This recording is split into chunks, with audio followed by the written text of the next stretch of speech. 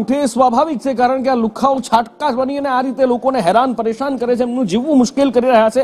અને એમાં આ નેતાઓનો વંશવેલો પણ બાકાત નથી. જુનાગઢની જ બીજી એક ઘટના કે જેમાં કોર્પોરેટરના દીકરાએ દાદાગીરી કરી છે અને માર માર્યો છે, અને એને તો પોલીસ દ્વારા ઝડપી પણ પાડવામાં આવ્યો છે. એની સાથે સાથે બીજા 6 લોકોને ઝડપી પાડવામાં આવ્યા છે. 2 દિવસ પહેલા એક પરિવારના ઘરમાં ઘૂસી ભાજપના મહિલા કોર્પોરેટર છે, એમના પુત્રએ મારામારી કરી હતી.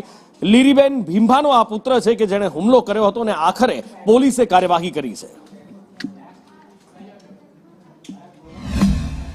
आरोपी जो पकड़े गए हैं उसमें से जो मुख्य आरोपी है उसका नाम सावन है, जो कि किरीट डूंबा का लड़का है. उसके साथ में नंदा है जो अभी हॉस्पिटल के अंदर है.